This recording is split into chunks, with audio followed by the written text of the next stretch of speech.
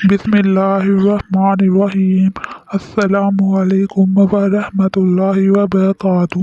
سیرت النبی صلی اللہ علیہ وآلہ وسلم۔ عنوان: زمزم کی کھدائی۔ حضرت ابراہیم علیہ السلام کے بیٹے حضرت اسماعیل علیہ السلام کے 12 بیٹے تھے۔ ان کی نسل اس قدر ہوئی کہ مکہ مکرمہ میں نہ سما سکی اور پورے حجاز میں پھیل گئی۔ ان کے ایک بیٹے کدار کی اولاد میں عدنان پیدا ہوئے۔ عدنان کے بیٹے ماد اور پوتے کا نام نزار تھا۔ نزار کے 4 بیٹے تھے، ان میں سے ایک کا نام مضر تھا۔ مضر کی نسل سے قریش بن مالک پیدا ہوئے۔ یہ فہر بن مالک بھی کہلائے۔ قریش کی اولاد بہت ہوئی، ان کی اولاد مختلف قبیلوں میں بٹ گئی۔ ان کی اولاد سے قصہ نے اقتدار حاصل کیا۔ قصہ کے آگے 3 بیٹے ہوئے، ان میں سے ایک عبد مناف تھے، جن کی اگلی نسل میں ہاشم پیدا ہوئے۔ ہاشم نے مدینہ کے ایک سردار کی لڑکی سے شادی کی۔ ان کے یہاں ایک لڑکا پیدا ہوا، اس کا نام شیبہ رکھا گیا۔ یہ پیدا ہی ہوا تھا کہ ہاشم کا انتقال ہو گیا۔ ان کے بھائی مطلب مکہ کے حاکم ہوئے۔ ہاشم کا بیٹا مدینہ منورہ میں پرورش پاتا رہا۔ جب مطلب کو معلوم ہو گیا کہ وہ جوان ہو گیا ہے تو بھتیجے کو لینے کے لیے خود مدینہ گئے۔ اسے لے کر مکہ مکرمہ میں پہنچے تو لوگوں نے خیال کیا یہ نوجوان ان کا غلام ہے۔ مطلب نے لوگوں کو بتایا یہ ہاشم کا بیٹا اور میرا بھتیجا ہے۔ اس کے باوجود لوگوں نے اسے مطلب کا غلام ہی کہنا شروع کر دیا۔ اس طرح شیبہ کو عبد المطلب کہا جانے لگا۔ انہیں عبد المطلب کے یہاں ابو طالب، حمزہ، عباس، عبداللہ، ابو لہب، حارث، زبیر، زرار اور عبد الرحمن پیدا ہوئے۔ ان کے بیٹے عبداللہ سے ہمارے نبی حضرت محمد صلی اللہ علیہ وآلہ وسلم پیدا ہوئے۔ عبد المطلب کے تمام بیٹوں میں حضرت عبداللہ سب سے زیادہ خوبصورت اور سب سے زیادہ پاک دامن تھے۔ عبد المطلب کے خواب میں زمزم کا کنواں کھودنے کا حکم دیا گیا، یعنی حضرت اسماعیل علیہ السلام کے کنویں کو۔ اس کنویں کو قبیلہ جرہم کے سردار مزار نے پاٹ دیا تھا۔ قبیلہ جرہم کے لوگ اس زمانے میں مکہ مکرمہ کے سردار تھے۔ بیت اللہ کے نگران تھے۔ انہوں نے بیت اللہ کی بے حرمتی شروع کر دی۔ ان کا سردار مزار بن عمرو تھا۔ وہ اچھا آدمی تھا۔ اس نے اپنے قبیلے کو سمجھایا کہ بیت اللہ کی بے حرمتی نہ کرو، مگر ان پر اثر نہ ہوا۔ جب مزار نے دیکھا کہ ان پر کوئی اثر نہ ہوتا تو قوم کو اس کے حال پر چھوڑ کر وہاں سے جانے کا فیصلہ کیا۔ اس نے تمام مال و دولت، تلوار اور زریں وغیرہ خانہ کعبہ سے نکال کر زمزم کے کنویں میں ڈال دی اور مٹی سے اس کو پار دیا۔ کنویں سے اس سے پہلے ہی خشک ہو چکا تھا، اب اس کا نام و نشان مٹ گیا۔ مدتوں یہ کنواں بند پڑا رہا۔ اس کے بعد بنو خزاع نے بنو جرہم کو وہاں سے مار بھگایا۔ بنو خزاع اور قصہ کی سرداری کا زمانہ اسی حالت میں گزرا۔ کنواں بند رہا یہاں تک کہ قصہ کے بعد عبد المطلب کا زمانہ آ گیا۔ انہوں نے خواب دیکھا۔ خواب میں انہیں زمزم کے کنویں کی جگہ دکھائی گئی اور اس کے کھودنے کا حکم دیا گیا۔ حضرت علی رضی اللہ عنہ سے روایت ہے کہ عبد المطلب نے بتایا میں حجر اسود کے مقام پر سو رہا تھا کہ میرے پاس ایک آنے والا آیا۔ اس نے مجھ سے کہا طیبہ کو کھودو۔ میں نے اس سے پوچھا طیبہ کیا ہے، مگر وہ کچھ بتائے بغیر چلا گیا۔ دوسری طرف رات پھر خواب میں وہی شخص آیا، کہنے لگا برا کو کھودو۔ میں نے پوچھا برا کیا ہے، وہ کچھ بتائے بغیر چلا گیا۔ تیسری رات میں اپنے بستر پر سو رہا تھا کہ پھر وہ شخص خواب میں آیا۔ اس نے کہا مظنونہ کھودو۔ میں نے پوچھا مظنونہ کیا ہے، وہ بتائے بغیر چلا گیا۔ اس سے اگلی رات میں پھر بستر پر سو رہا تھا کہ وہی شخص پھر آیا اور بولا زمزم کھودو۔ میں نے اس سے پوچھا زمزم کیا ہے، اس بار اس نے کہا زمزم وہ ہے جس کا پانی کبھی ختم نہیں ہوتا، جو حاجیوں کے بڑے بڑے مجموعوں کو سیراب کرتا ہے۔ عبد المطلب کہتے ہیں میں نے اس سے پوچھا یہ کنواں کس جگہ ہے۔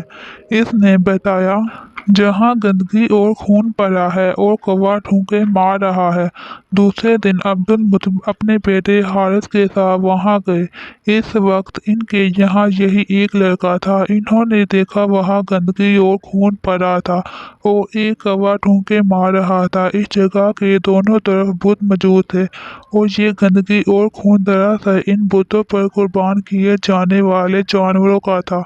पूरी निशानी मिल गई तो अब्दुल मुतलिब कंधा ले आए और खुदाई के लिए तैयार हो गए, लेकिन इस वक्त कुरैश वहां आ पहुंचे।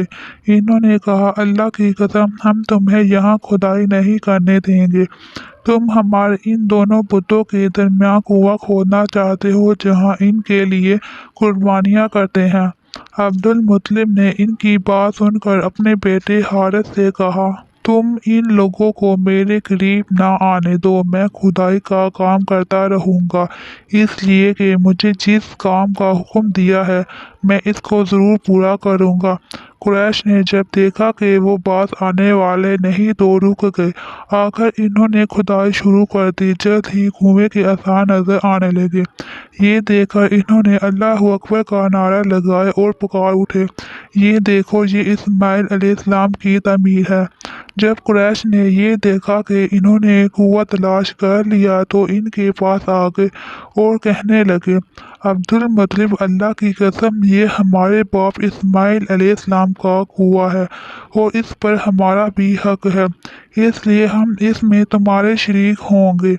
ये सुनकर अब्दुल मुतलिब ने कहा, मैं तुम्हें इसमें शरीक नहीं कर सकता, ये मुझ अकेले का काम है। इस पर कुरैश ने कहा, तब फिर इस मामले में हम तुमसे झगड़ा करेंगे। अब्दुल मुतलिब बोले, किसी से फैसला करवा लो। इन्होंने बनु साद इब्ने हुज़ैम की काहना से फैसला कराना मंजूर किया। ये काहना मुल्क शाम के बलाई इलाके में रहती थी। आखिर अब्दुल मुतलिब और दूसरे कुरैश इसकी तरफ रवाना हुए। अब्दुल मुतलिब के साथ अब्दुल मनाफ के लोगों की एक जमायत थी, जबकि दीगर कबाइल कुरैश की भी एक एक जमायत साथ थी। इस ज़माने में मल्लक हजाज और शाम के दरमियान एक बियाबान मैदान था। वहाँ कहीं पानी नहीं था। इस मैदान में इनका पानी खत्म हो गया। सब लोग प्यास से बेहाल हो गए, यहाँ तक कि इन्हें अपनी मौत का यकीन हो गया। इन्होंने कुरैश के दूसरे लोगों से पानी मांगा, लेकिन इन्होंने पानी देने से इनकार कर दिया। अब इन्होंने इधर उधर पानी तलाश करने का इरादा किया।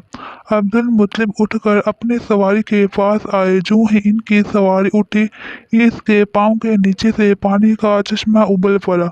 इन्होंने पानी को देखकर अल्लाह अकबर का नारा लगाया।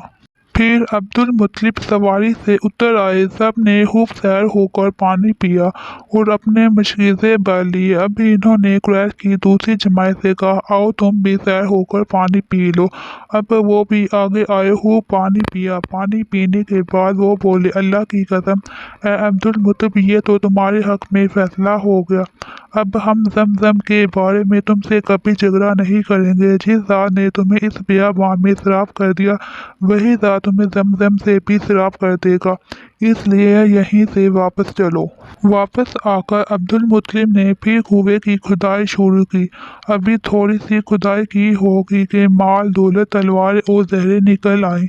इसमें सोना और चांदी वगैरह भी थी। ये मालो दौलत देखकर कुरैश के लोगों को लालच ने आ घेरा। इन्होंने अब्दुल मुतलिब से कहा, अब्दुल मुतलिब, इसमें हमारा भी हिस्सा है। इनकी बात सुनकर अब्दुल मुतलिब ने कहा, नहीं, इसमें तुम्हारा कोई हिस्सा नहीं, तुम्हें इंसाफ का तरीका अख्तियार करना चाहिए।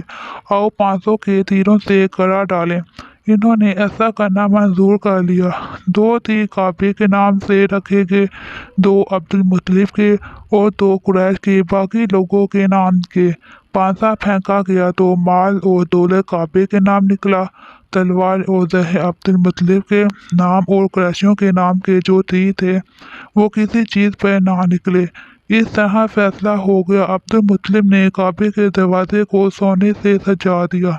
जमजम की खुदाई से पहले अब्दुल मुतलिब ने दुआ मांगी थी कि ए अल्लाह, इसकी खुदाई के اس کی خدائی کو مجھ پر آسان کر دے، میں اپنا ایک بیٹا تیرے راستے میں ذبح کروں گا۔ اب جب کہ کنواں نکل آیا تو انہیں خواب میں حکم دیا گیا، اپنی مدت پوری کرو، یعنی اپنے بیٹے کو ذبح کرو۔